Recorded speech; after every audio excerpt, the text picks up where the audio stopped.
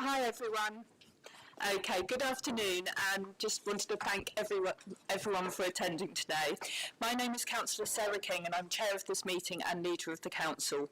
Just to remind everyone, this meeting has been held in person but will be live streamed on Southwark Council's YouTube channel. I'd like to welcome all of Cabinet members who are attending today and just to ask if you could introduce yourselves and your roles. Thank you. Good morning everyone, or good afternoon everyone. My name is Councillor Helen Dennis and I'm the Cabinet Member for New Homes and Sustainable Development. Afternoon everybody. Councillor John Batterson, Cabinet Member for Climate Emergency, Jobs and Transport. It's me, apologies. Good afternoon everyone, Yvonne Okoto, Cabinet Member for Health and Wellbeing.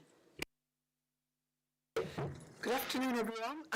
Councillor Jasmine Ali, Deputy Leader and Cabinet Lead for Children, Education and Refugees.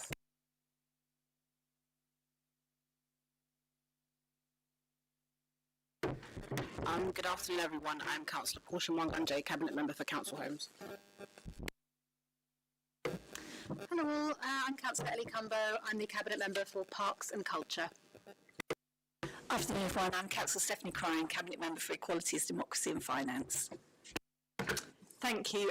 Council officers will be in attendance throughout the meeting and will introduce themselves as they join us, but I'm going to ask officers on the top table to introduce themselves at this stage. Good afternoon everyone, I'm Doreen Forrester Brown, Assistant Chief Executive, Governance and Assurance and the Council's Monitoring Officer. Good afternoon everyone, I'm Althea Loderick, the Council's Chief Executive. Hello everyone, my name is Paula Thornton, Constitutional Team. Thank you very much. So I have a few announcements about the meeting's rules before we get onto the agenda. Please, if anyone has a mobile phone with them, can they turn it to silent during the meeting? And also please note that filming and recorded are permitted at our council meetings and that this meeting is being live streamed. So as we move on to the agenda, I've received apologies from Councillor Natasha Ennan, who is dealing with an emergency in her cabinet brief this afternoon, and I think her agenda item will be led by officers later on in the agenda.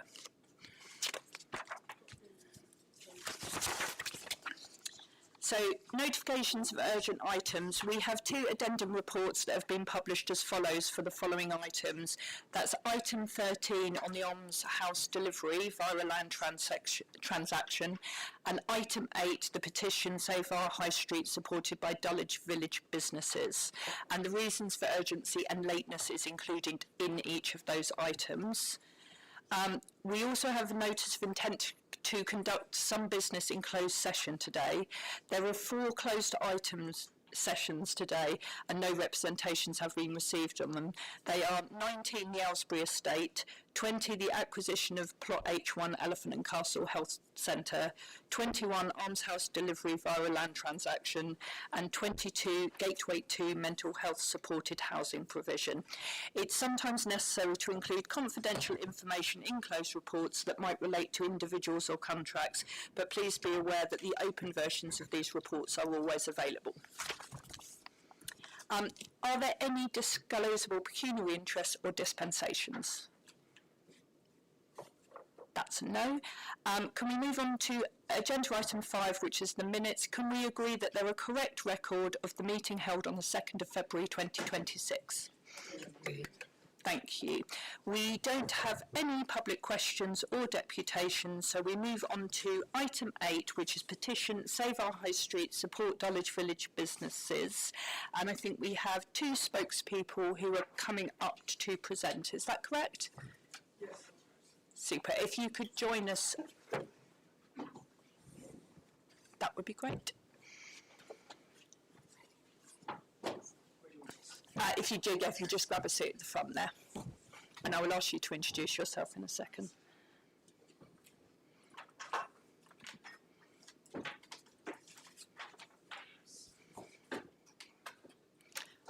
Okay.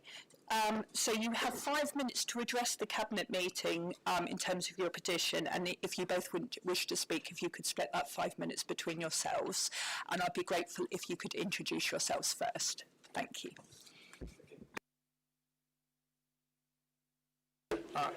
Okay, that's working. All right. So, Chair, Cabinet members, thank you. I'm Clive Rates, Tristan Honeyborn. We're local residents in Dulwich Village. We're speaking to the Save Our High Street Support Dulwich Village Businesses petition, which has now been signed by over 601 people. We love Dulwich and Herne Hill. We both live in the ward. We want safe streets, children protected on the school run, and a village centre where independent businesses can thrive. In your published response to the petition, you say that public realm improvements boost footfall. That's fine, but footfall past a sensor isn't the same thing as customers in shops, and it doesn't answer the practical reality for traders and residents. Fear of fines deters visits, signage and rules feel confusing, and the restrictions often feel broader than is necessary. So we're not here to rehash old debates. We are here with 3 common sense requests that should be easy to understand and will be easier for residents to judge. First, we ask that you revisit the parking and loading arrangements around the village shops with a specific focus on what's helping trade and what's simply making access to them harder. In early 2025, the then Cabinet Member for Streets, Councillor James McCash, introduced around 280 metres of new double yellow lines in the streets around the shopping street, making it far harder for visitors to find somewhere to stop. By all means, keep the lines that address a genuine safety issue, but remove or amend those that don't, and ensure there is enough short stay and loading space so quick visits and deliveries can work properly. Second, the timing of the cameras in the village. You say that they're primarily for school safety, but they operate all year round. Your own published report initially described them as term time only, before you did issue a correction. But this shows why residents and shoppers are confused as well. Will you now make the camera restrictions genuinely term time only, tightly targeted to school safety, rather than all year in operation? If the purpose is school safety, term time only is the obvious and proportionate approach. Third, will you implement residence permits through the cameras, as set out in the Council's consultation documentation when the scheme was first put to residents? This will help remove the fear and friction that keeps even local residents away from the village, even some local residents away from the village shops. Those 3 asks keep the safety objective in place and will help restore confidence and custom for the local businesses. I'll hand over to Tristan. Thank you. The heart of this petition is simple. Dulwich Village is not a shopping mall, it's a community with independent shops, cafes and local services all being important parts of what makes it special. Once they go, the character goes with them. It's too easy to blame Amazon or national trends. You can't get a haircut on Amazon, and we have 2 places for that in the village. Traders will tell you that what really matters is whether people feel confident visiting, whether older residents and families can make quick, easy trips, whether deliveries are working for the businesses, and whether the rules feel clear and appropriate. And it's too easy to lean on particular footfall data, which doesn't tell the whole story. It says nothing about footfall actually in the shops. Even if footfall past 1 sensor point is up, that doesn't tell you whether people are browsing and spending or simply passing through at peak times.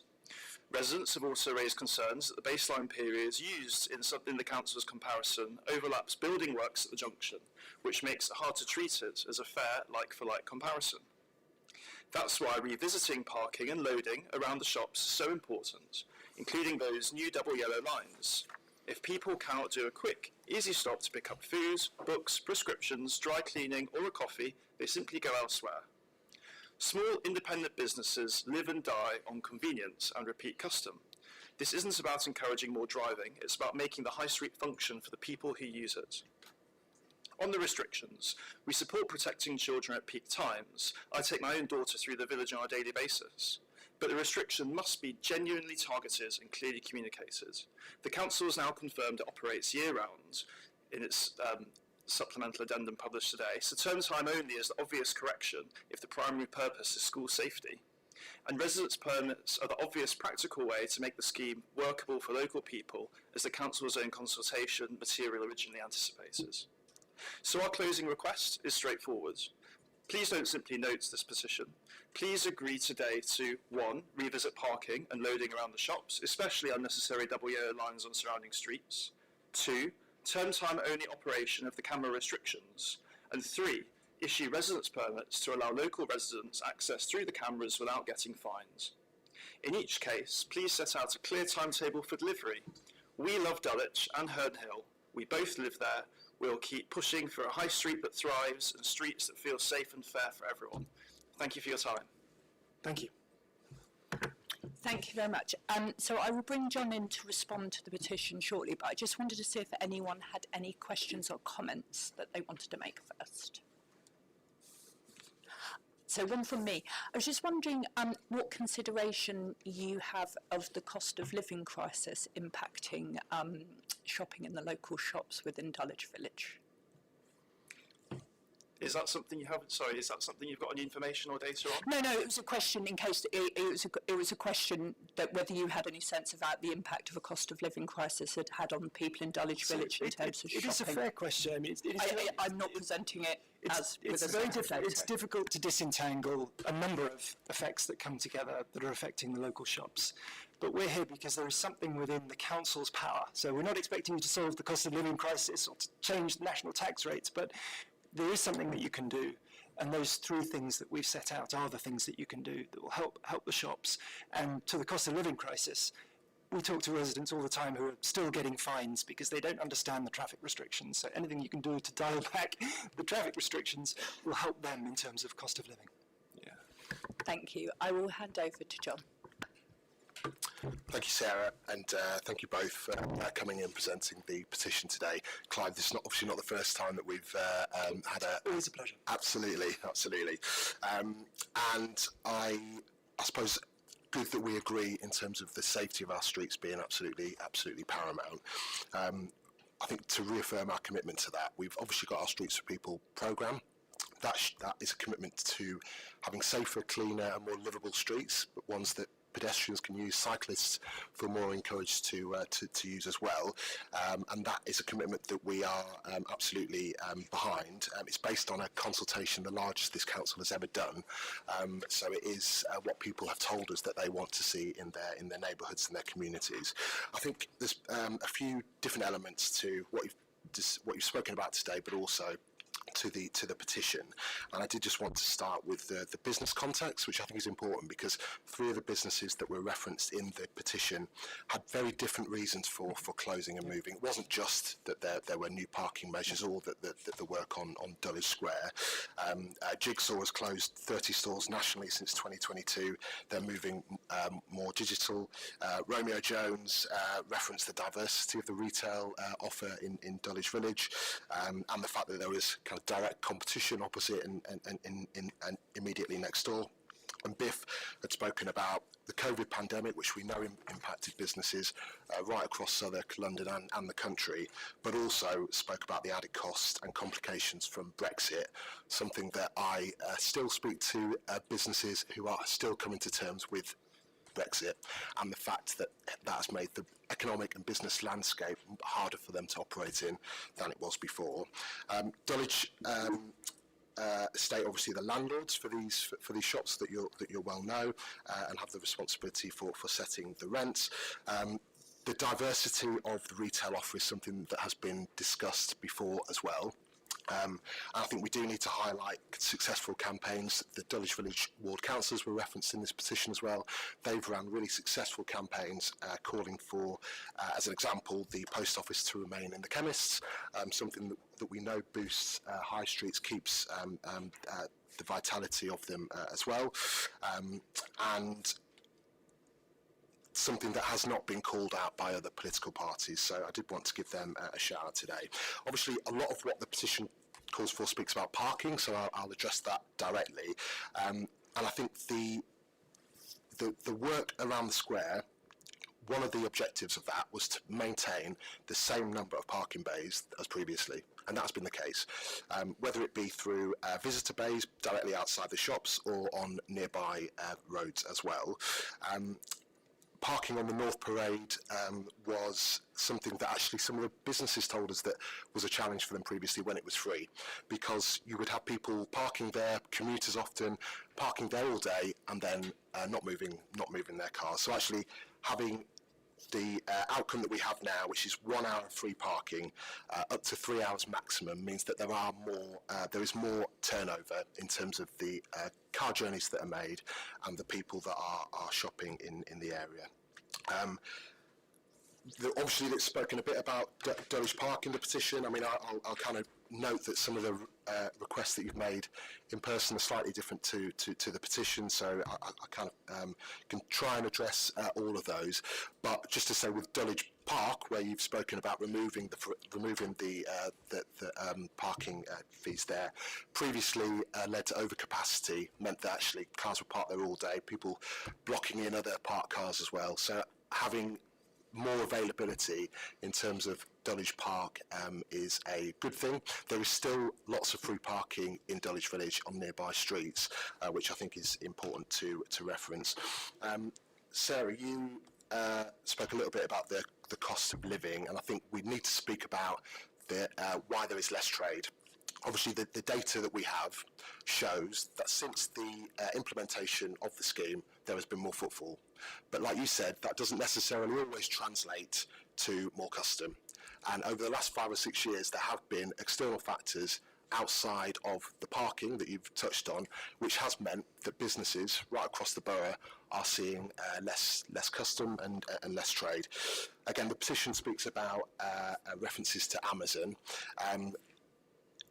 We know it's not just Amazon that is meaning that high streets are facing more challenging times, but we do know that the increase of online shopping has been a major issue for the high street to deal with, not just in Dulwich or in Southwark, but right across the country. Like I said, data shows that footfall it has increased in Dulwich following the work on the square. The fact that at parts of the day it's more than doubled, I think, shows that this is the positive impact that the square has made to the area. But of course there needs to be work done to make sure that local people are shopping and spending money as well. The Mayor of London's transport strategy specifically highlights the economic benefits of walking and cycling. That's based on research carried out by the UCL. So again, when it talks about discredited research, it'd be helpful to understand exactly who and what you were referring to there. But there is definitely an issue with the cost of living crisis which local businesses and the high street have faced over the last few years. People have less disposable income than they had a few years ago, and there's several different reasons for that. But one of them that probably made things a lot worse was the mini budget carried out by one of the previous Prime Ministers, Liz Truss, sent interest rates spiralling, mortgage payments increasing overnight, impacting businesses as well. So we have to be aware that there are wider impacts at play here that both businesses and the high street are facing. I think I did just want to finally give a shout out to the Dulwich Village councillors. Clive, since you came into the chamber at Council Assembly, the Dulwich Village councillors have facilitated meetings with the Dulwich Estate, with local businesses, of which I've attended as well. We have spoken about a variety of different topics which would provide more of a boost to Dulwich businesses and the high street, but they include how to make best use of the square so that they benefit local businesses, whether there's things that we can do around street markets, things where businesses can use the square and space for whatever they might need to. So there's definitely a question and things that we can look at in terms of how we best utilise that space. Coming just finally to maybe a couple of the points that you mentioned today. So the term time restrictions are in place, and you rightly highlighted the addendum that we made to correct the initial report. One of the challenges is that there are a variety of different schools in this area, some of them private.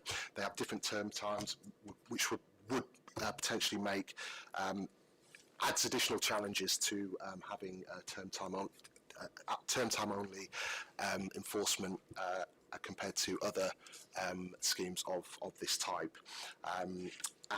But I think there's a definite commitment here to continue working with the businesses, with the Traders Association, with the Dulwich Estate. I think just finally I would say that I noticed that the Dulwich Estate announced another business moving into one of the vacant units on Friday. when businesses move on for a variety of reasons, there is still a strong desire for businesses to be based in Dulwich Village and in this high street.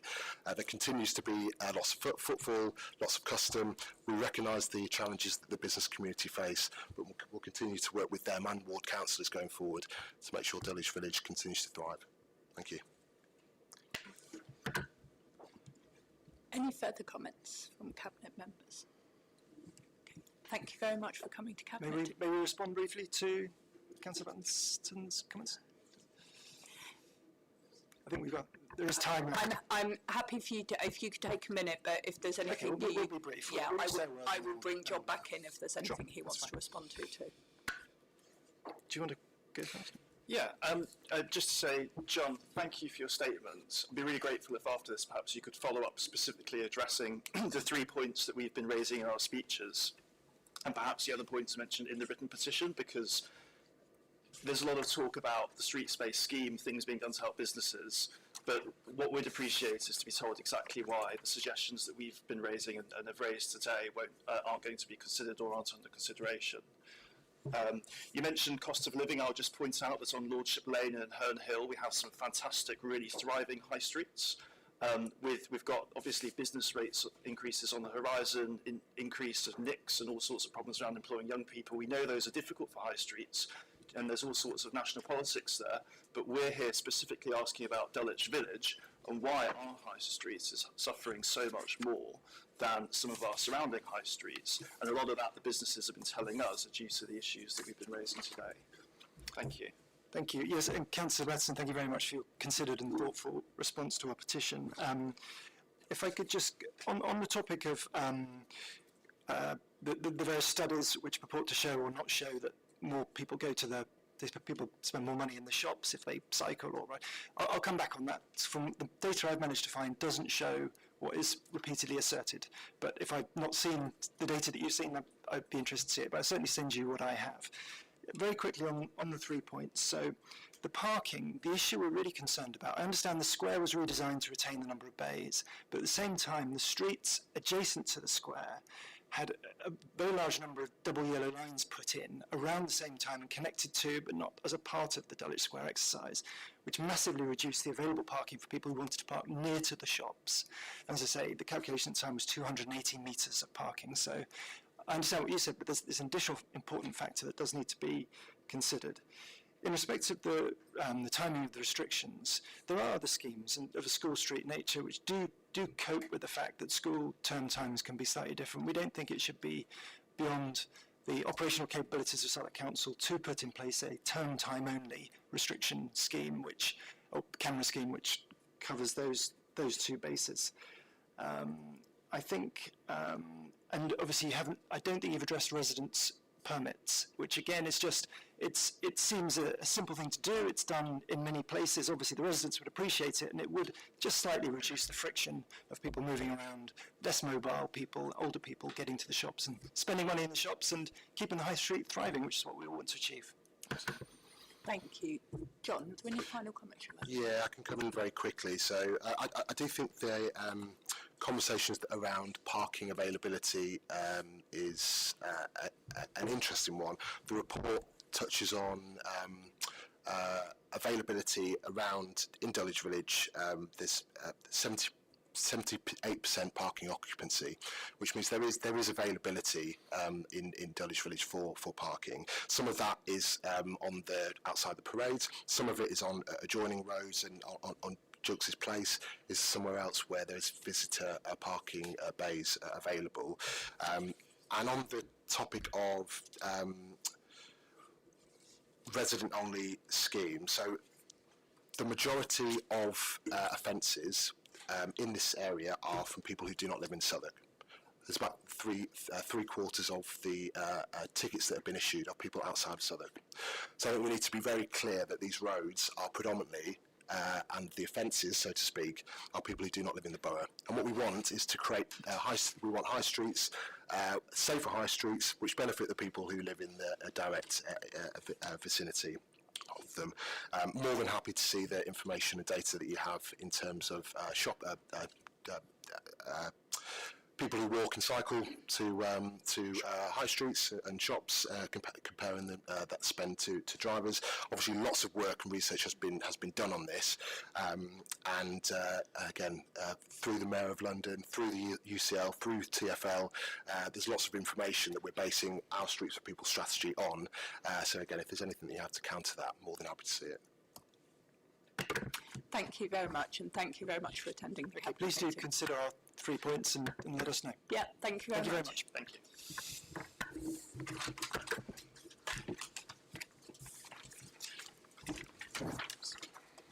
So next on the published agenda, we have agenda item 9, the Corporate Parenting Annual Report. We're going to move this agenda item to the end of our meeting, which helps with people who are attending today's meeting. So we will move on to agenda item number 10, which is our end of term report 2022 to 2026, which I'm introducing, and I promise everyone I won't read it all out and celebrate every achievement, because we would be here until, well, sometime in the middle of next week, but I am really keen to make some highlights of it. So first of all, I wanted to thank everyone who's been involved in this administration's delivery. So that includes officers here today, but obviously officers across the whole of the council who have played an integral role in us delivering for our residents over the last 4 years. I'd also like to thank all of the cabinet members who are sitting around the table, and those that have played a cabinet role in the last 4 years in terms of making sure that our administration could be focused on clear goals of making Southwark fairer, greener and safer. I really think the results speak for themselves, and I'm really keen just to highlight where our delivery really resonates with the priorities of our residents in terms of housing, the cost of living crisis and community safety. So we've built more than 2,500 new council homes. That's more than any other local authority in the country. That means families across our borough are moving into warm, modern and secure homes, and it means that children are growing up with stability, and we're delivering dignity for all of our residents. We are one of the largest social housing landlords in the country, and one of the largest in London, and with that comes an immense responsibility. We've invested over £365 million in improving our existing housing, upgrading heating systems, installing low carbon technology and making our homes safer and more energy efficient. In September 2025, we launched the largest ever stock condition survey in the country, pledging alongside that £250 million worth of investment over the next 3 years to improve our council homes even further. Tomorrow, we will be launching our new Women's Safety Alliance, providing safe space for women experiencing violence and abuse to access the support they need in one place, and I'm sure everyone around this table is incredibly proud that we'll be launching such a groundbreaking service. Our campaign Through Her Eyes and Stand With Her has reached millions of people, and we will continue to work with men and boys in our schools and our communities to challenge both misogyny and violence. We've invested over £3 million in CCTV and upgraded over 11,000 streetlights, improving visibility and reassurance in every one of our neighbourhoods. We do that because all of our residents deserve to feel safe in their home and on our streets.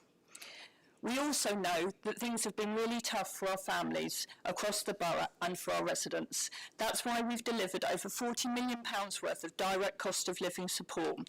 That's helping more than 100,000 households with food and energy bills.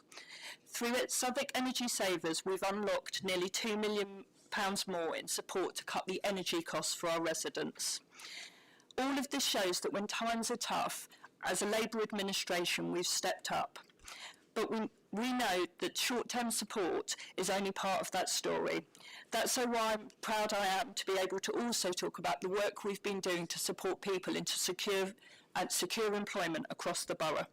Through our Connect to Work services, we've helped nearly over 3,000 residents to employment and have delivered a new hub in Peckham to support our residents further. We've invested over £1 million in skills training, supporting just under 2,000 adults for Skills for Life in courses in English, Maths and Digital Skills. We've delivered together over 2,000 green jobs, 2,000 construction roles, over 2,000 apprenticeships, and nearly 250 paid internships for young people. We've doubled the number of London living wage employers in Southwark, delivering fair pay for more than 7,000 workers. We've backed local businesses through the Southwark Pioneers Fund, supporting more than 1,000 enterprises and startups, many led by women, black and minority ethnic entrepreneurs and people with disabilities. We've invested nearly £650,000 through our Thriving High Streets Fund, helping town centres adapt, attracting footfall and supporting local businesses, something that John's already talked extensively at this meeting. But strong economies are not just about growth figures. They're about the pride in where our residents live, and we have invested in the future of our environment.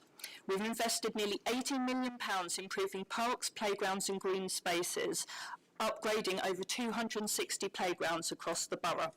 We planted more than 13,000 trees, becoming the first inner London borough with over 100,000 trees on council land. Through our Streets for People programme, shaped by over 9,000 residents, we've created safer, greener routes, expanding school streets, installing cycle hangers and EV charging points, and delivering free cycle training to our residents. We've supported more than 350 community growing spaces and invested in biodiversity all across the borough. And we've reduced the council's own carbon emissions by 18% since 2022. Altogether, we've built new council homes, provided real support in tough times, invested in safety in our neighbourhoods, championed fair play and led on climate change. This didn't happen by accident. It was a set of choices that us around this table and our officers have taken to ensure that we deliver long-term investment for our communities. The pressures facing local government are real, and we need to be serious about the challenges that our residents will continue to face. And our answer will not be to step back or slow down, but it will be to keep on building those council homes, backing our working families, investing in safety and championing fair play and leading on climate change. If we continue on this path, Southwark will not just meet the challenges ahead, we will lead and support all of our residents. Very good.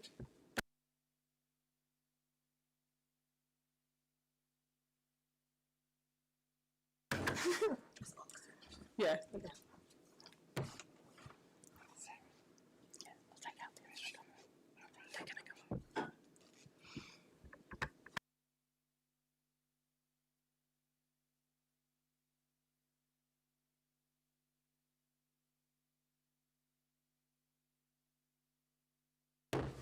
Good afternoon, Cabinet. I'm Michelle Barder, Assistant Director for Strategy and Co-Design. And I'm Rona Cadenhead, Assistant Chief Executive, Strategy and Communities.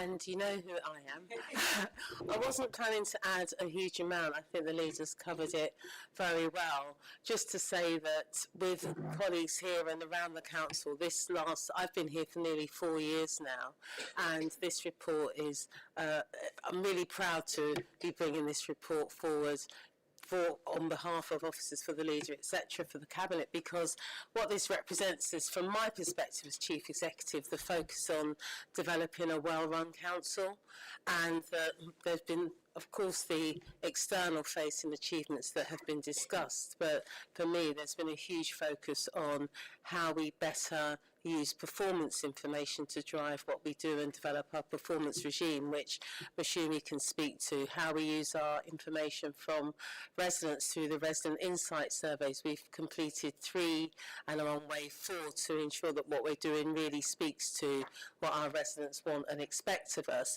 how we are using digital and technology to really drive our modernisation in the way that we work, and in and amongst all of that, driving forward a council transformation programme so that the savings we know we have to achieve are achieved through modernising in the way in which we work as far as we possibly can, rather than through making cuts to services. So essentially, I don't intend to make a huge speech at this point, but just to add my thanks to everyone who's made it possible over this time, both new officers, older officers. As I say, I'm responsible for workforce, so of course I will focus my thanks there, and for the leadership that's enabled this to happen. So Thank you. Thank you. Rona Mashumi, would you like to add? Just very briefly to add to the Chief Executive's comments. As stated, this report is intended to present the Council's key performance and achievements against its commitments to residents in the Council Delivery Plan over the last 4 years. But what I think we've really tried to do in this report as well is to evidence how our achievements are delivering tangible improvements to residents' lives, and hopefully the case studies help to emphasise how the achievements that you've both outlined have really made a difference for residents' lives, but are also reflected in what residents are telling us about our own organisational performance as well, in terms of their increased trust with the council, their feelings of satisfaction with their local area, and in their overall confidence with council services. So happy to take questions as well. Thank you. Thank you. Does anyone have any questions or comments they would like to make? Jasmine first. Just comments, if I may. Okay.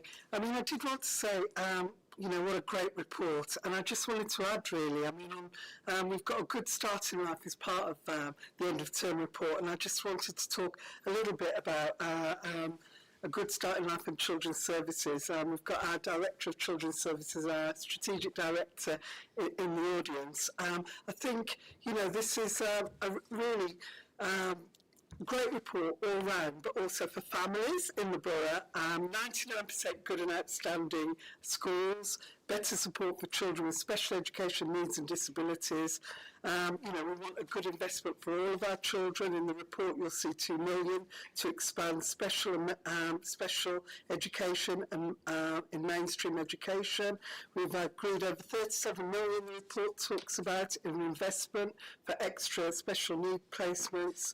And we've increased access to children and family hubs, and I think, this is, really important, given that so many local authorities have had to close those, and yet, we've got 15 minutes, basically, travel distance. So, that's what I just wanted to, raise that. Thank you. Thank you very much. Steph. Thank you. Obviously, it's something I've worked on really closely over the last 4 years. It's really great to see so many wonderful things happening and actually delivering on those as well. But a couple of things I just wanted to pick out. First of all, Lisa, you commented on cost of living support. And we know that cost of living is one of the biggest priorities for our residents. People are really concerned about the cost of living. So the cost of living fund has been a lifesaver for so many people, with a cash first approach to really help people in times of need around that. And the Energy Saver Support Scheme, which not only gives advice on energy saving, but also looks at how income can be maximised for residents, and over £2 million worth of income maximisation, I think, is no small feat. So I want to say thank you to Suffolk Citizens by Southwark for the work they do in partnership with us in delivering that. But I also wanted to thank the voluntary and community sector. We are the borough's largest investor in voluntary and community sector, and we've invested just over £28 million during this term to that voluntary sector for the support that they provide to some of our most vulnerable residents as well, because some of the things that we do deliver and what you see in the report that have been delivered can't be done by the council alone. They have to be done in partnership as well. So I just wanted to say a big thank you to the voluntary and community sector and all our partners actually for the work they've done in that. But I just wanted to bring it home to the fact that, this is, this council delivery plan, when we started it 4 years ago, was rightly ambitious, really, really rightly ambitious, because it actually delivers the things that are important to our residents, but also makes people's lives better. And you can't do that without sound finances as well. So we've made sure that we've put the finances in the right place to deliver for where people want them to do. So some of that may be through sort of revenue support, but a lot of it is through the capital programme, actually delivering some of the big things like new libraries and leisure centres, and new sort of community centres around that as well. And you can only do that if you've got the political will and ambition to do it. And I think that this administration has had that in spades. So thank you. Thank you. Portia. Thank you for your presentation, Sarah, and thank you for the presentation, guys. I wanted to highlight, we were out this morning speaking to residents this morning as a cabinet, and the people telling them about the kind of things that we've done to invest in their communities, they light up, and you can see that they appreciate all of the work that's being done. So I just wanted to say a very, very, very big thank you to our residents who have actually been involved in this, because speaking to them has allowed us to shape exactly what we need to deliver for them. But I also wanted to thank the officers. Having been very new to this, having been elected about 4 years ago, having a cabinet that is full-time, that works alongside officers, has made me have hope in what we're delivering in this borough, because you've got sets of people who are very passionate about delivering for residents, and I just wanted to highlight that, because a lot of people don't feel like that's actually what's happening, but I can see it, and someone who has grown up in this borough, I think it's actually really, really great having a team of people. I think I said it, having come into the housing department and seeing the new crop of people that are actually working extremely hard to make sure that we're delivering decent homes for our residents. And I just wanted to say a very big thank you, not only to our officers, but also to all of our councillors that do work very, very, very hard to deliver for our residents. And I pray that that genuinely continues, because people are counting on us to make their lives much more happier and much more healthier. Everyone always says health as well. So yeah, big thank you to this entire council for all the work that we've done over the past 4 years to deliver for our residents. Evelyn. Doesn't time fly when you're having fun? I can't believe 4 years has gone and we are here at the end of, our term. So I just want to, I think it's really important to kind of highlight some of the things that's happened in my portfolio, health and well-being. And just as Portia was just saying, I spoke to a resident today at an event I attended.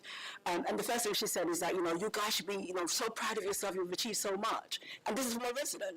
Wasn't one of us, this is a resident talking. So, I echo everything that everyone said, and I think when you listed all the achievement, I was like, wow, we've actually did that. So again, thank you for all the officers who are working behind the scenes. I know sometimes as councillors, we are not the easiest to get along with. We push and push and push. But you guys deliver. So huge thank you. So for health and well-being, one of the main focus for us for the last 4 years has been to helping residents stay well for longer, tackling health inequalities and making sure that care and support are there when people most need it. For our Vital 5 checks, and for our network of over 200 community health ambassadors who are coming from the community, working with our residents. Thousands of our residents are accessing practical advice and support. We have also taken a step to tackle long-standing health inequalities, and Southwark led the first maternity commission in the country, and we're so proud of that. And we continue to feed into the national question and the national investigation into this. For older residents, we have strengthened local care support. We have opened Camberwell Lodge Nursing Home. We have brought in Tower Bridge Care Home back into council ownership. We've introduced the Residential Care Charter to drive standard of care and pay for our amazing care staff. And we have supported thousands of residents to make them healthier through our weight management, through our smoking cessation. You name it, we've done it. And so I am so proud of us, I'm so proud of officers, I'm so proud of our partners, and I can't forget our VCS, as been said, our NHS partners who work hand in glove with us to achieve this. So thank you all again, and long may the next 4 years come. Thank you. And then Helen.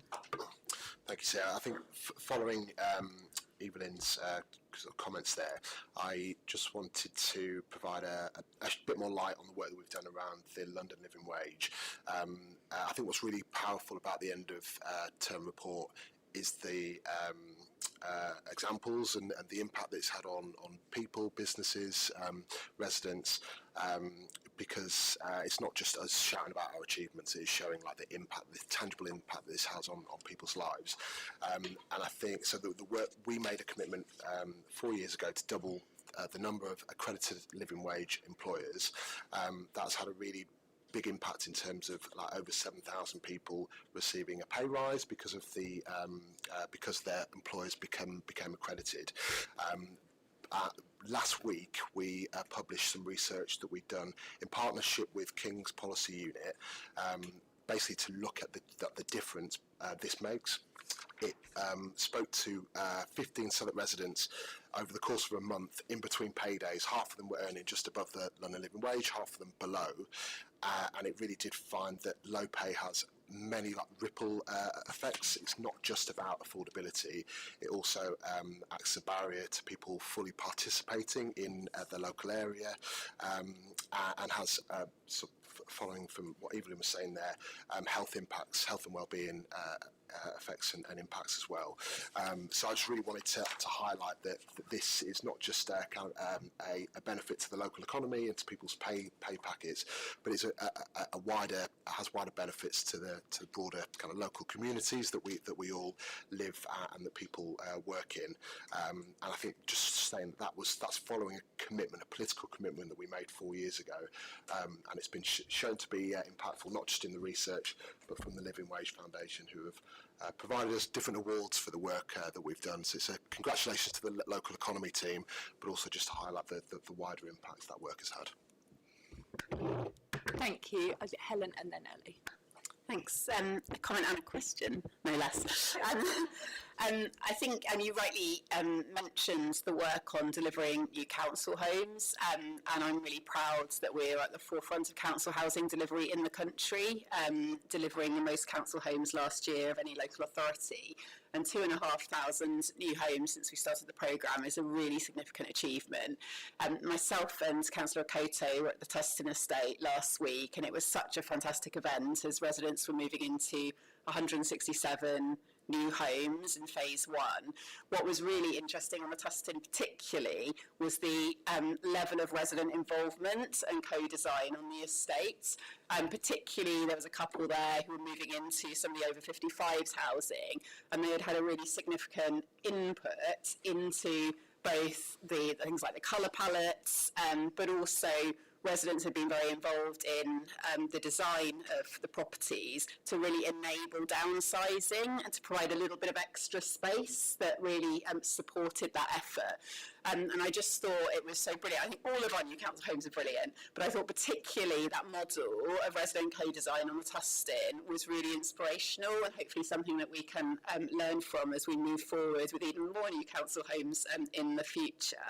I suppose my question, or related point, links to what Councillor Buston was saying as well, is one of the principles in Summit 2030 is about investing in prevention. There is also work detailed in the report about our homelessness service. They continue to have really significant challenges with caseload for sure, but they've achieved now a 23% decrease in new households going into temporary accommodation as a result of really innovative work in the prevention space over the last year. And again, something that we should be really proud of, because we know that by making that investment up front, we are going to improve people's lives and prevent a whole load of other problems, particularly in health, that can result from people being in temporary accommodation. And so I suppose my question is, how can we, because this is my last cabinet, so I'm going to just indulge a little bit. I really believe in the power of local authority. We are close to our local residents. We can see the complexity of people's needs, and we know that investing in prevention works. So how can we continue to invest in kind of documenting the impact of all of this to really demonstrate that if you invest over here, you can make such significant savings, say for the health service over here, and then use that to make a really strong case to central government going forward about how they really need to invest in local authorities, invest in local democracy, because the savings for the country by doing so are so significant. Thank you. Who would like Althea? Oh, no, no, who would, it's time to go to you. So I'll start, and I don't know if colleagues will want to come in. I think one of the things you hear us talk about a lot, and you've referenced, Councillor, is the value of investing in prevention. And even before taking that or looking at that through a lens of campaigning or taking it to government, I think we can start at home. And what we haven't always done as well as we might is track the experience of our residents through different parts of the council, parts of our service, parts of services that are working with a range of partners. So in the first instance, what I want us to do is to be really clear about those touch points that residents are having with different parts of the council. For what, with what outcome, with what input from us, with what outcome, so that we have the data and insight that tells us where might the most effective point be for us to have done something upstream that might have done something to prevent the housing need or the health need or the employment support need, etc. So remember, some years ago there was the Troubled Families programme, and that was the whole premise, was to identify those families in a local government and a local authority system who were appearing time and time again with multiple input points. So in one way, because you take that back a step, the way to do that is to strengthen our data and the insight we take from that data, and that's one of the areas that is area of focus not only now in our change programme but will be in our programme going forward. So as I say, I think the first point for us is to understand that, to understand those impacts, to actually know where people are working with the same people or where they've been, had some interaction with us from up here way before they become, frankly, a cost, both in terms of finances, but in terms of their life chances, their healthy life chances, education.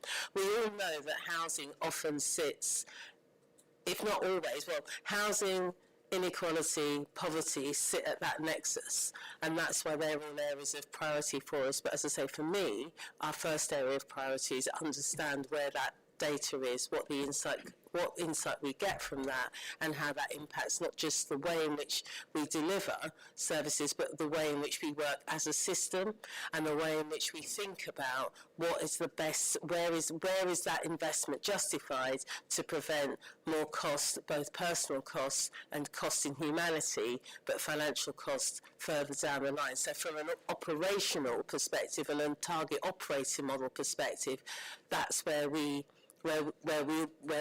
will be focused. Of course, that evidence and that insight and those, those statistics, for want of a better word, may then prove very helpful in developing campaigns and other work that we wish to do. And I think that's the bit that speaks to the second part of your question.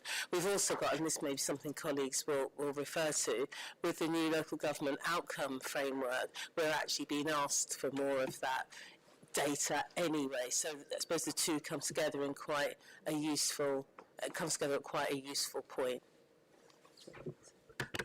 Thank you. And Ellie. Yes, in a way I sort of regret coming in at the end when I think the point about local government has been made so powerfully by Councillor Dens. But since it's in the news today anyway, I did just want to take the opportunity to flag that Southwark Libraries is the London winner of the British Book Awards Library of the Year Award, and who knows, may go on for even greater things in early May. I think it really does demonstrate the point that was made around the value of prevention. We know that libraries are not just the gateway to so many opportunities, but they actually help with some of those things we're trying to, with some of those less positive social harms that we're trying to deal with around loneliness and poor health and lack of financial competence and so on. But it's just also such an opportunity to talk about the good news that comes when you do make the difficult choices and invest. And I think the investment and the innovation that the Libraries campaign shows is just such a treat to be able to share with residents, with BBC News viewers this morning. And I'd really like to thank Alid and the team for all the very hard work that the team has done on it. Thank you very much. Any final comments or questions? Are we happy to agree the one recommendation we have on it, which is recommendation 1? Agreed. Thank you very much.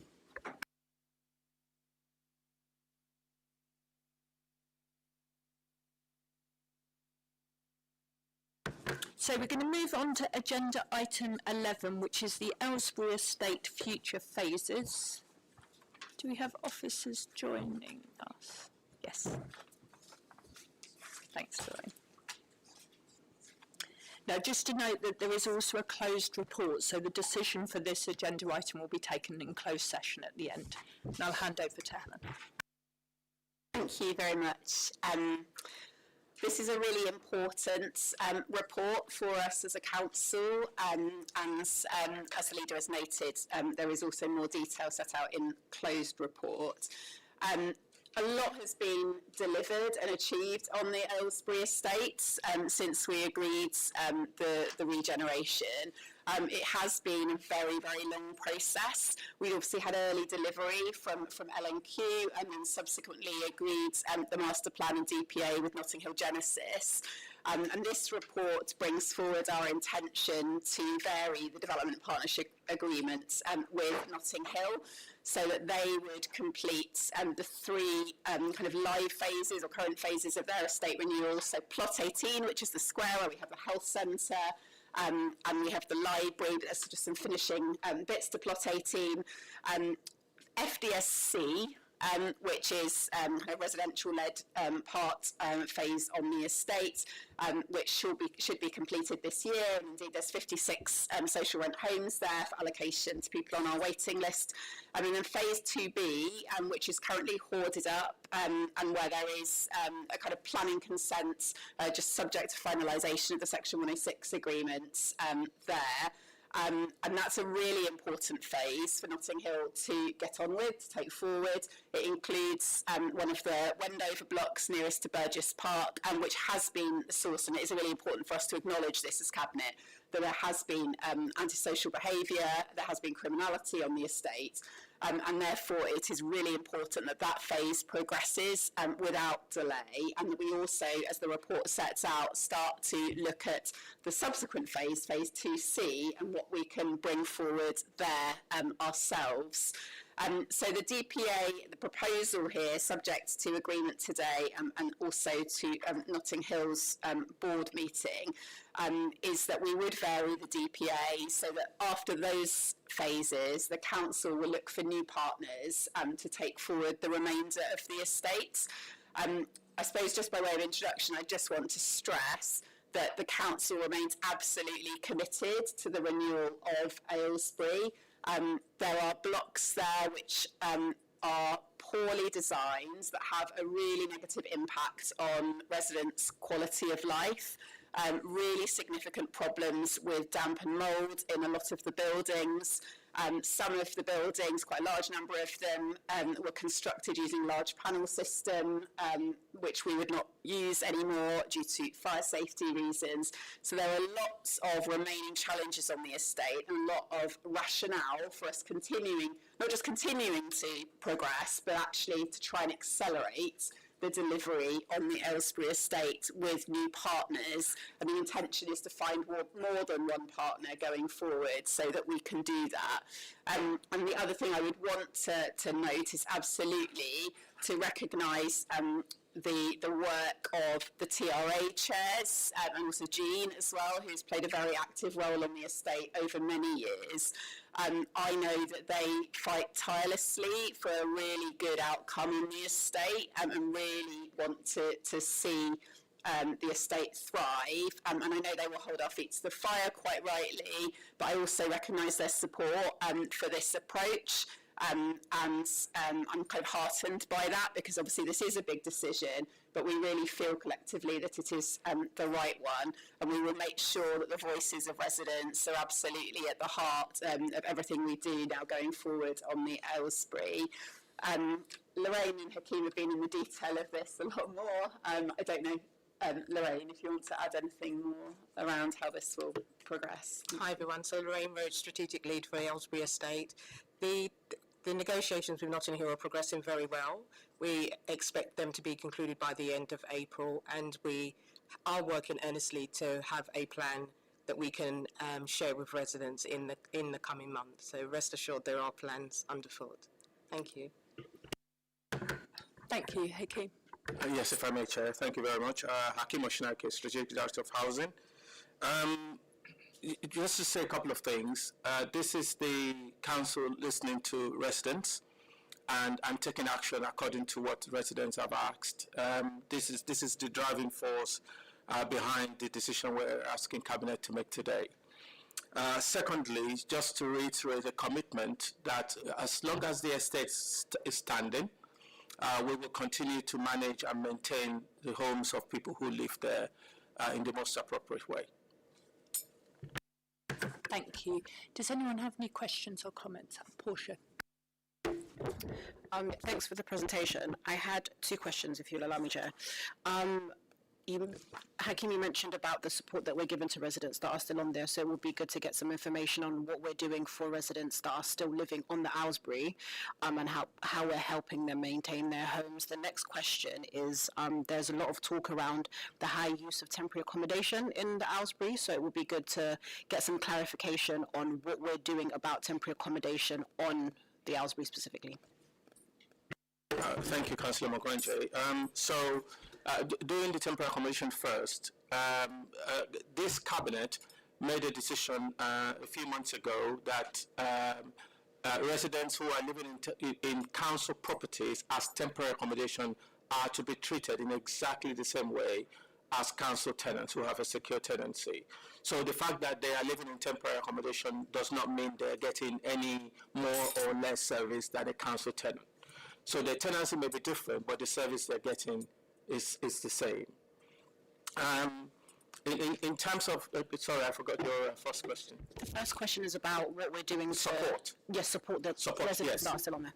Yes, so we have a commitment with residents that we will retain one of our housing offices on the Aylesbury estate, and it continues to be there. And housing officers, resident services officers, their managers are continuing to provide support. We also have a dedicated team that provide some support for families experiencing complex issues on the estate. And then finally, we have an Aylesbury task force, which is headed by Lorraine, who are dedicated to dealing with all of the antisocial behavior issues on the estate. And you may recall that a few months ago there was an action on the estate to clear out a lot of criminality, and following that there's been appropriate support to residents, including the people who were removed from the estate and those who continue to live there, to ensure that we don't have a repetition of what used to happen in the past. Thank you. Evelyn. Thank you, Chair.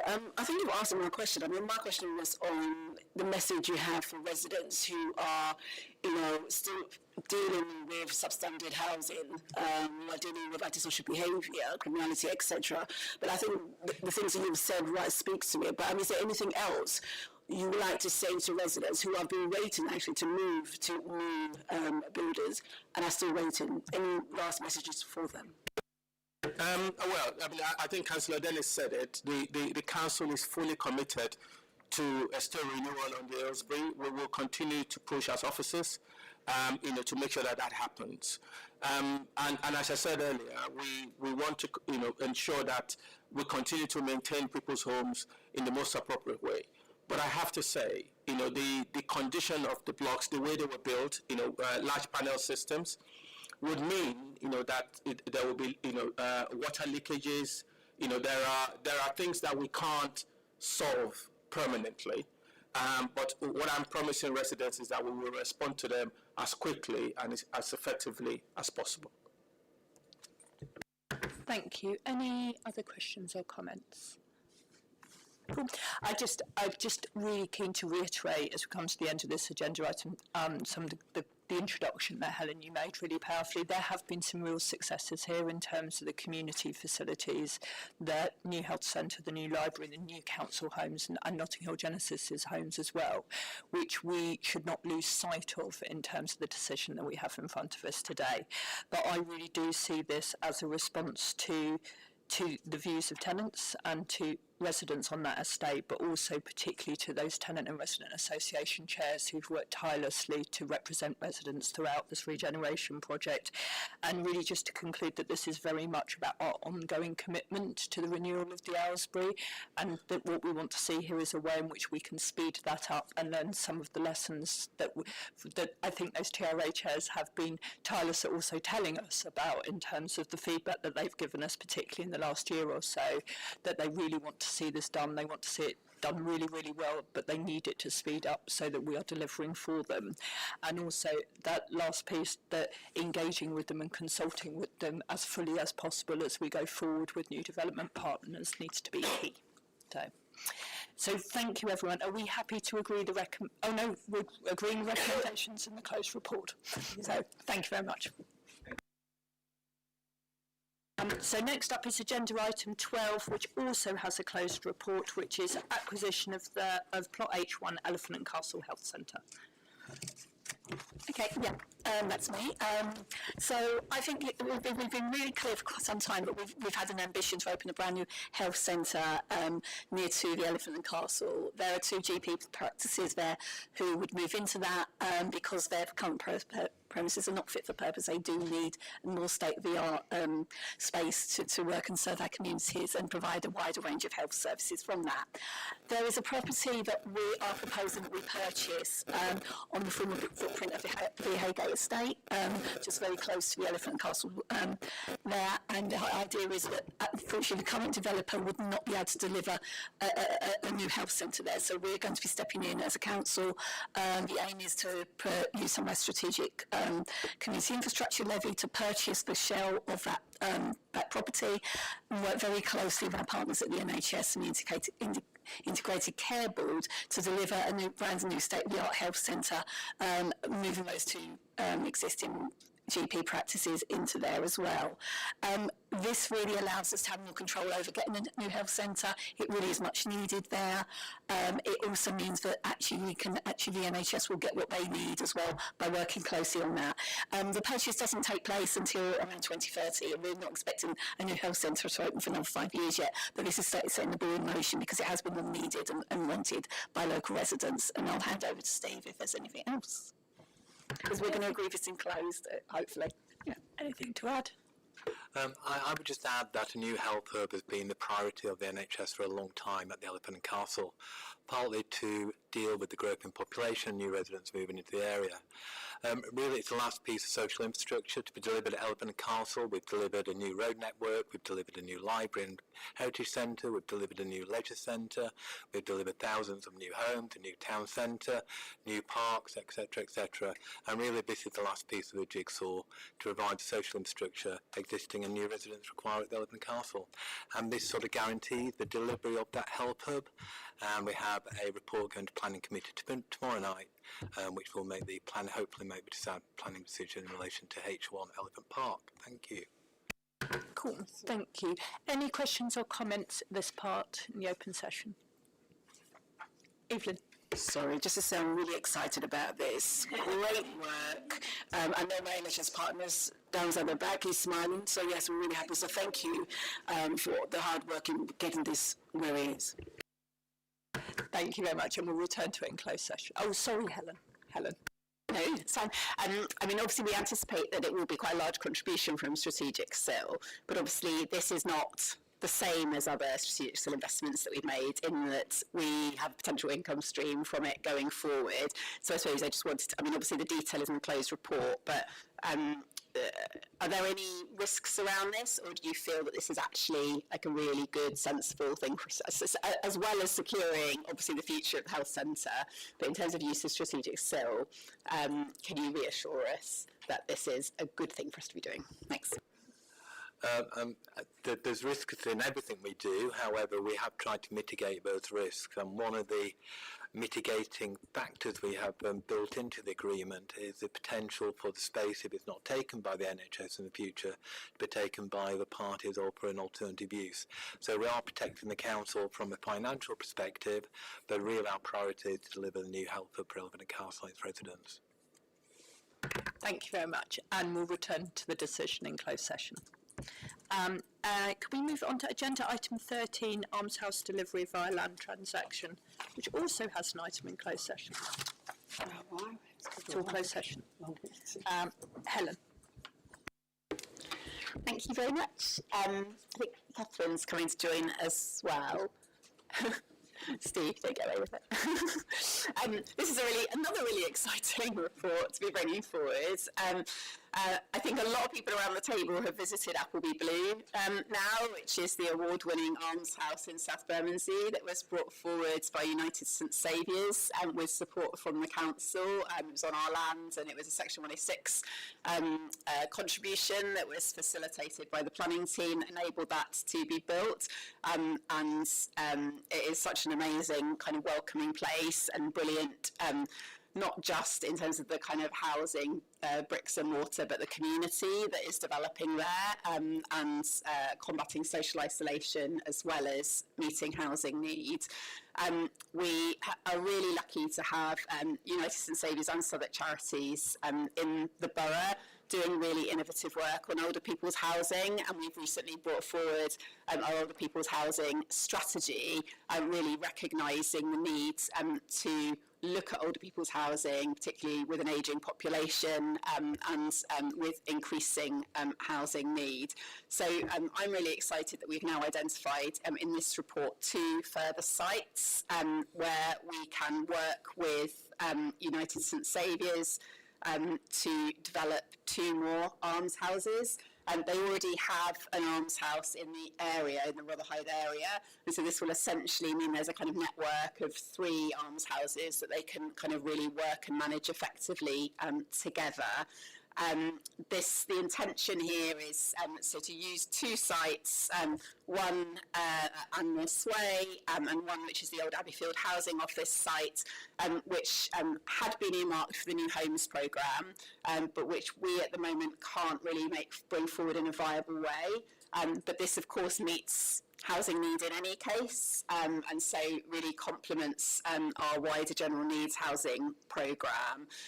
So to use these sites, as we did with Appleby Blue, to work with United St Saviour's so that they can bring those sites forward in a creative, innovative way, supported by the council, and I think ultimately with some hopefully brilliant outcomes in terms of a high quality housing offer for older residents in the borough. The one other thing I would note is that one of the sites we had also previously identified as a land commission site.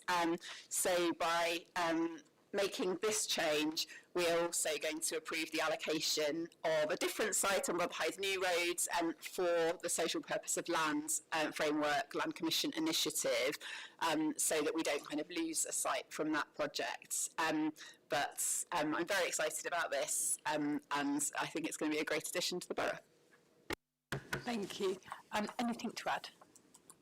I would just add it's great to work with Southwark Charities and St Saviour's Charities on these almshouse schemes. We are building up a pipeline, and again just to mention planning committee tomorrow evening, we have an almshouse scheme by Southwark Charities going to planning committee at Surrey Square, so that will be potentially 5 almshouse schemes in our pipeline.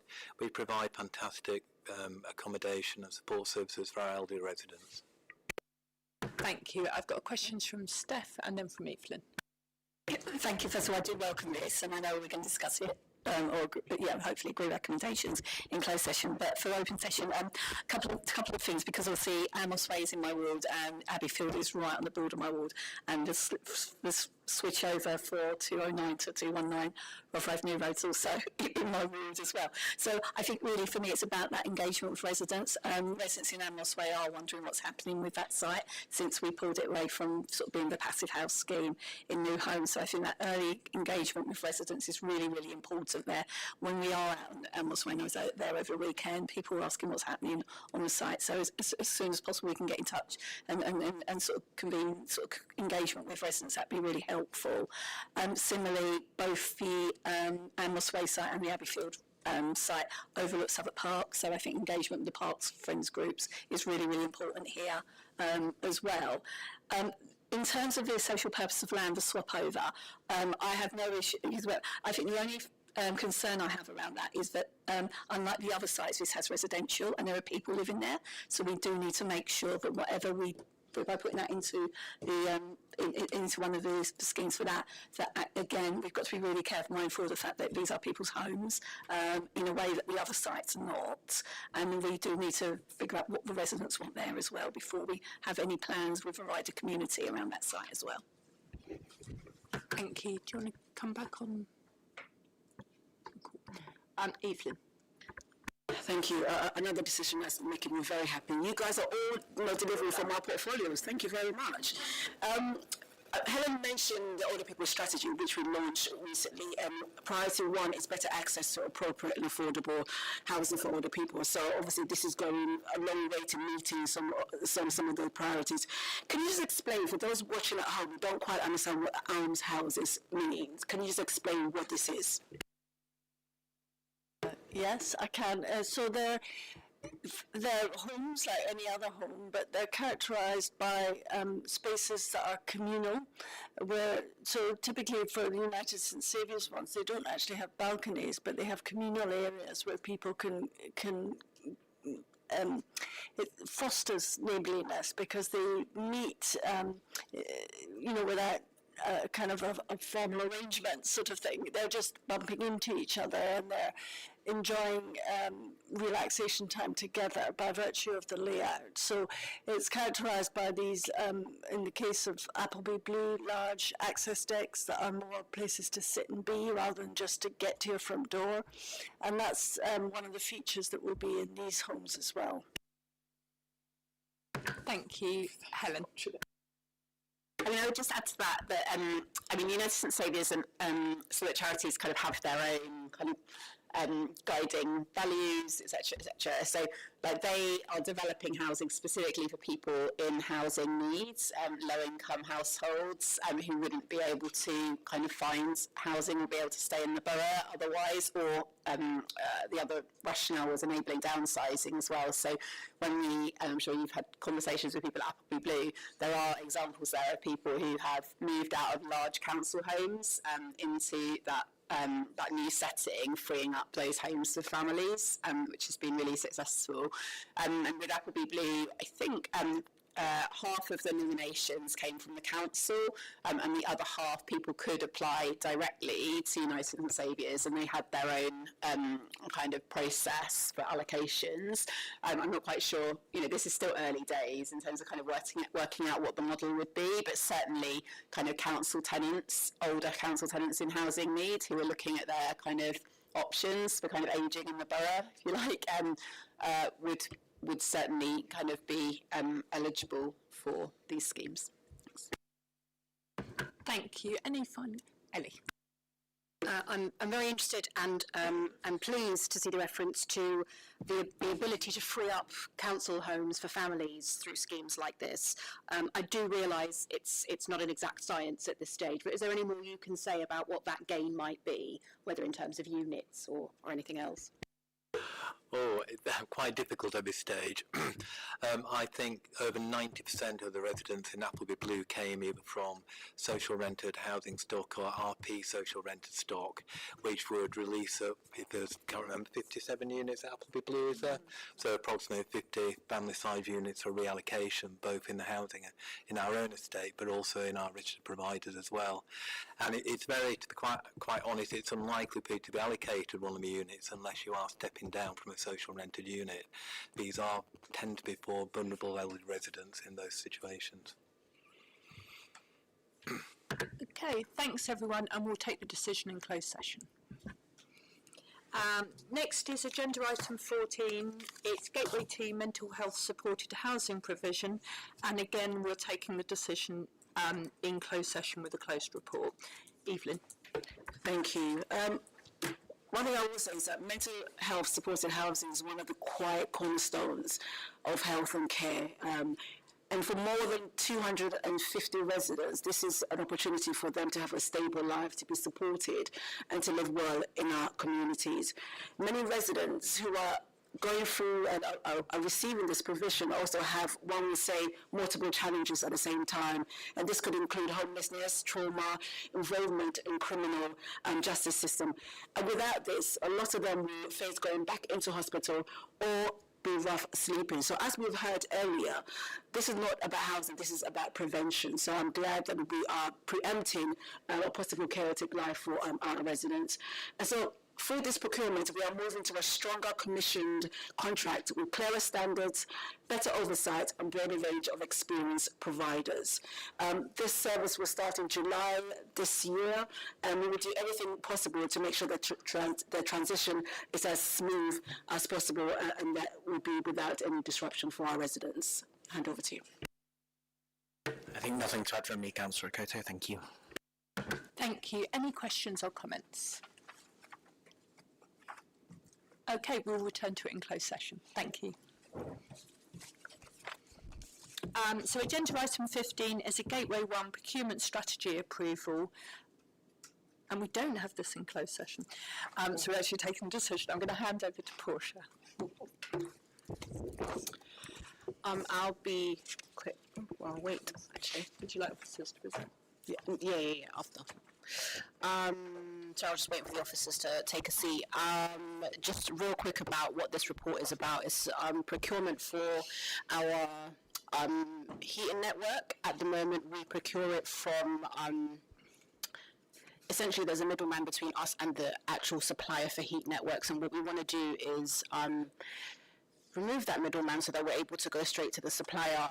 The decision was based on very many things, including trying to make sure that it's a bit cheaper for us to provide this service, which will have a positive financial impact for our residents, but then also to be able to deal with things so much more quicker and have a better response rate with any issues that may come up.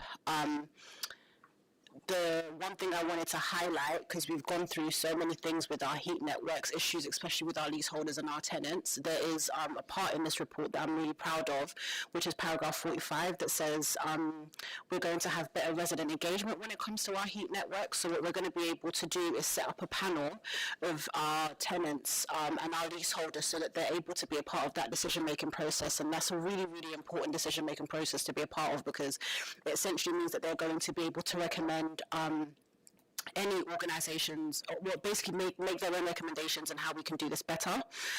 And any suppliers they might know that might be able to help us do our job a little bit better. This goes to the promises that we made in our Good Landlord Plan, as well as what we are required to do, but are very glad and we're always going to do through the requirements of the regulator for social housing, which is to have better resident engagement. So I'm actually really proud about that. The other thing I'm really proud about is, I think it's paragraph 33 that speaks about how we're going to be able to work with local organisations as well. I didn't speak about this when we were talking about it before in Cabinet Agenda Planning, but I wanted to publicly say this because it talks also to the work that Councillor Batson's trying to do to help young people get into new forms of employment. We're trying to make sure that we're building up our skills here locally, especially when it comes to having safer and greener homes. And I think that that's a really important thing that we've been able to add into this. And I really want to make sure that we're promoting this opportunity to young people so that they can see a new, they can basically have a new option, not a new option, an old option that has been revised, which is blue collar work. And I think it's very important for us to continue talking about this, because this kind of work is what actually made for stable economies, it's what made for stable families and good incomes. And I'm glad that we're doing this as a borough, and I'm glad that we're doing this through something that's really, really important, which is our heat network. So I just wanted to highlight that for all of the young people out there. Please do your best to see what opportunities that we are trying to give you guys in terms of these kinds of employments, because they help you support your future, and it's a stepping stone to financial stability. Thank you. Is there anything to add? Just to say that this is a replacement of our current contractors, and we've been doing a lot of work with market engagement with a lot of contractors and contractor groups, just to get an understanding of what the appetite is for these contracts. That's working really well, and I think that's going to be good moving forward for the procurement process. Thank you. I've got Steph and then Hannah. Thank you. So just a question really. So obviously at the moment we've got North and South of the Borough, one contractor in each, and the proposal here is to move to 8 lots, so for different things, both 4 contractors potentially in each lot. Could you just explain how that will make that service better for our residents? Hi, so I'm Kerry Theobald. I'm the Assistant Director of Building Safety and Compliance. I think this is to pick up on the earlier comments. The resilience within the current framework is such that we have two contractors, clearly, and they don't always play to their strengths. What this allows us to do is to focus on individual organisations that can target communities and areas of work where they're able to deliver better service to our residents. So splitting it up into these 8 lots will give us a lot more resilience across all of our heating and hot water solutions across the network for our residents. So I actually think this is a real marked change from maybe more traditional, where you just end up with 1 or 2 big contractors coming in and trying to be all things to all people, and quite honestly that doesn't always serve residents or those contractors to the best of their ability. So I think this is a real opportunity for us, to be honest. Thank you. And Helen. Thank you. The report mentions renewable technologies. Increasingly, as we're bringing forward new council homes, we've got new council homes coming forward with Essel's heat pumps in particular. I suppose I just wanted assurance, as we're going out to tender, that we are making sure that the right skill sets are there to be able to service and to deal with any issues arising from newer technologies, and not just gas boilers and kind of how district heat networks have used to run. Thanks. Yeah, thank you for that. I think that's really important, that this contract is for 10 years, so what we know now is going to be fundamentally different in 10 years. So we've been very open with the supply chain as part of the market engagement to make sure that they're aware that our needs will change, and that this contract will allow us to be flexible throughout that, and that also that they bring innovation throughout that life. So it's I think the 10-year contract is, you have to look into the future a little bit. So yes, absolutely. Thank you. Okay, are we happy to take agree the recommendations as set out in the report, which is recommendation 1 to 4 on pages 176 to 177? Thank you very much.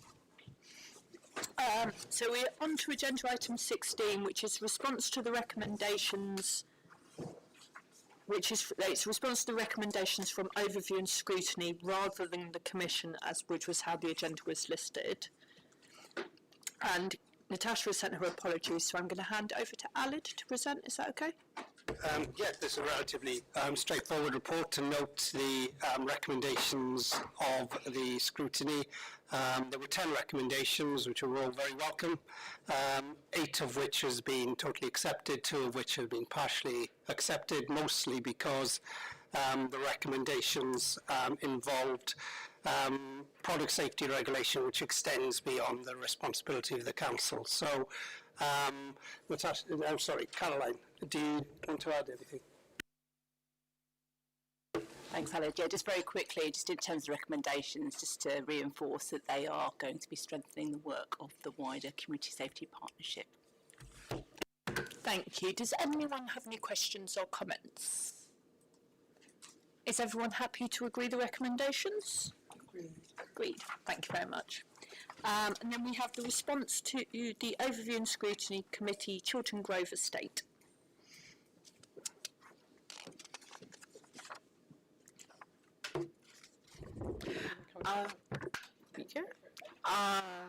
Hello again. Not much to update on this, aside from thanking the Commission for bringing these recommendations forward and showing us best practices. Well, through this, we're able to show best practices of resident engagement, especially with how we provide information to our leaseholders about their fees and charges, which has been a very, very big thing for us for a couple of years. We've seen that through Devon Mansions, Canada Estate, Kirby Estate, and in accepting these recommendations, I'm glad to see that we're continuing to do the good work about resident engagement. Thank you. Hakeem or Ryan, would you like to add? Just to add that we've looked at the recommendations from Overview and Scrutiny Committee, and we're happy with those, and we've accepted all 3 recommendations. Thank you. Steph. Yeah, thank you. Chiltern Grove, which this report specifically about, is in my ward. I'm pleased we've accepted the recommendations, but I just want to know, especially in sort of consideration recommendation 1, when that will start. Meetings are still not hybrid. We only got the minutes from the previous meeting, the morning of the last meeting, full of spelling mistakes. They hadn't been checked, and they got sent out to residents around that. And there is still, residents and leaseholders and non-resident leaseholders on the estate are still exasperated by it all. The residents on the estate have not had a green space for nearly 10 years now. It's all still boarded up, and every time we speak to residents at Chiltern Grove, they just don't believe that we're going to be doing anything anymore. So I think a lot of work still needs to be done around recommendation one, to reach out to residents, to make those meetings hybrid, to actually make sure that we are, giving time for people to comment on the minutes before they're sent out, and not sent out on the same day as meetings as well, because these are all adding to residents' frustration. So I suppose clear timelines in the response would be really welcomed. Do you want to come back? Yeah, no, I agree. It's not acceptable to not meet those timelines and to be sending information out with spelling mistakes, etc. Thank you. Are there any other comments or questions? Ellie? Just a very brief one that sort of follows on from that, I think. Many a year ago, when I chaired the alternative of this commission, one of our recommendations concerned the use of plain English and the elimination of jargon. I would just be really interested to know if that is still a priority. Have you eliminated jargon? Yes, we do where we can, definitely. Okay, thank you. Are we happy to agree the recommendations are set out in the report? Agreed. Thank you very much. So we are going to return to agenda item 9, which is the report from corporate parenting. Okay. We're going to do part of this on. We're going to do part of this in closed session because we have one of our young people with us. But I'm going to start off with the open bit, if that's okay. Perfect. Yep. Okay, and I'm joined by our Director of Children's Services, Alistair. Is Helen coming up or anyone else? No? Oh, no. Okay, there we go. All right. Okay, colleagues. We talked about the end of term report, and obviously you know that. I'm joined by. Okay, my team. All right. Yes, and I really feel that this is the jewel in the crown, really, our corporate parenting work. I'm delighted to introduce this year's report, which sets out the work that we have undertaken across the council to support children in our care and care leavers. Being a corporate parent is one of the most important responsibilities we hold as a council. For the council, children in our care, the council is not simply a service provider, we are their family, their advocate, and of course their champion. Our responsibility is to ensure that children in our care are safe, supported, and able to thrive, with the same opportunities and care ambition that we have, for any of our children growing up in Southwark. Over the past year, we have continued to strengthen our commitment. We have seen, encouraging progress in the areas such as education outcomes, placement stability. I have to flag that up as well. We wanted to bring more and more children closer to home to support. And as you all know, I'm sure you're not tired of me telling you, that our first children's home that we opened got an outstanding accolade from Ofsted, so that's really good news, and obviously care leaver support too. So interestingly enough, Ofsted have just left the building. Obviously I'm not allowed to say anything about that visit, especially on camera. The only thing that I can say is that we're happy, not sad. Make of that what you will. I was so happy that when Ofsted came in, and when they interviewed me, they actually said to me that they'd heard about our corporate parenting. So, I was really encouraged to hear that. But having said that, recognition should never lead to complacency. And, the report, more importantly, the input of our children and young people, speaker box, who we'll hear from in a minute, make sure that we are focused on impact, really. Education outcomes, emotional well-being, and transition to adulthood, and ensuring that every young person and in our care has every opportunity to succeed. I would like to, we're going to hear from a young person, Yasmin, who represents Speaker Box in a minute. But I would like to take this opportunity to thank our social workers, foster carers, our fellow councillors for your commitment. But last but never least, obviously I want to thank our young people really, who, not only come to the Corporate Parenting Committee regularly, but they actually, go out, speak to all our children in care and make sure that we are absolutely representing. And last but not least, I want to thank the, officers on the panel here, including Helen and Alistair. Thank you. Helen, Alistair, would you like to add at this stage? I'll just speak very briefly. Thank you, Councillor Ali, for that introduction. It is a huge privilege to do what we do. The children and young people who come through the council's care are not just for us officers and children's services and social workers, they're for everyone in the council, and I really feel that Southwark Council encapsulates that. I want to draw your attention to this, actually, which I find really good. It's produced to help young people communicate to young people about what we do as corporate parents. But actually, I think it's a fantastic read. I find it easy to read myself. It's a more illustrative. It really tells the story of what we're trying to do as a whole body and community to try and do the best for our children and young people. We want to do the best. We feel it's not enough sometimes, but we continue to learn and do and grow. And I'm really excited that Cabinet wants to meet one of our young people in closed session to hear directly from them. I think that's really symbolic, in my view, as Director of Children's Services, of the commitment that you have as a Cabinet to listen to children. Thank you. Do we have any questions or comments that people would like to make in open session before we moved into closed session? Evelyn. Yeah, I want to echo the thanks that Jasmine gave.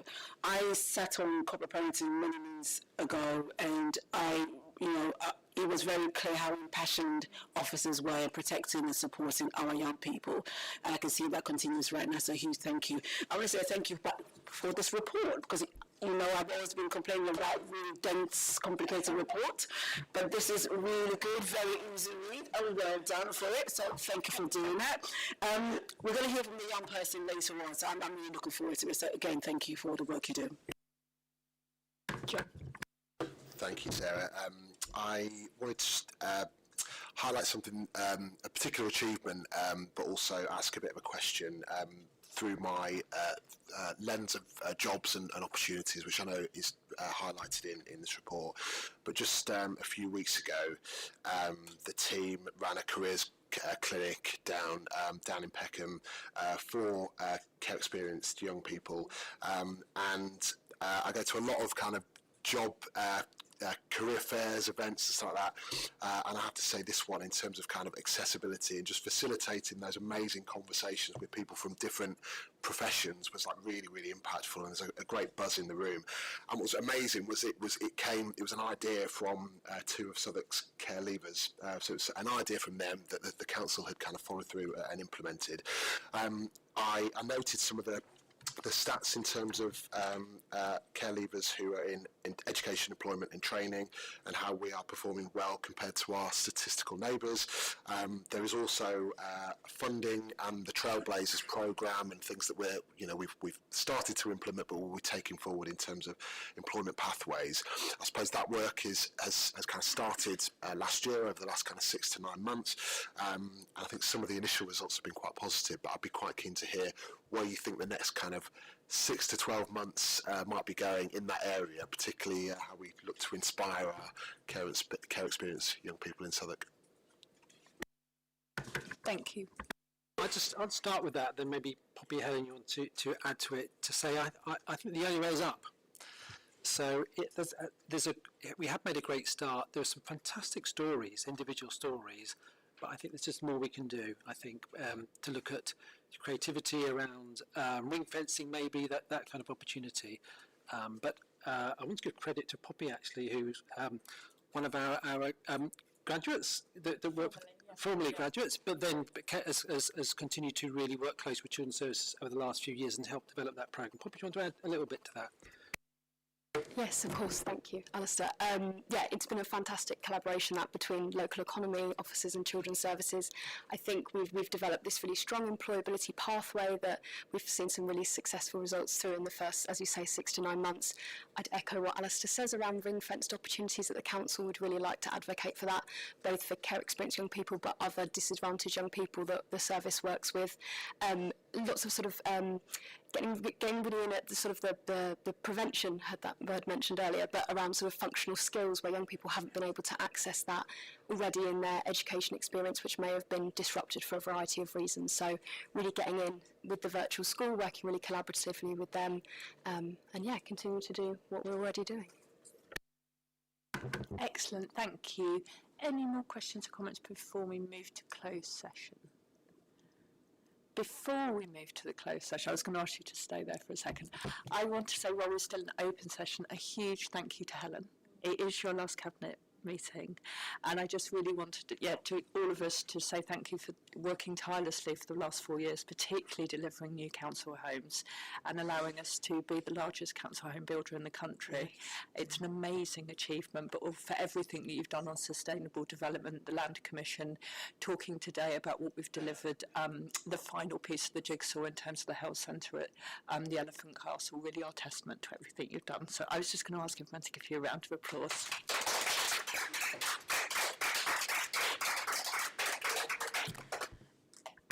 And then I was going to ask us to move to closed session. Okay.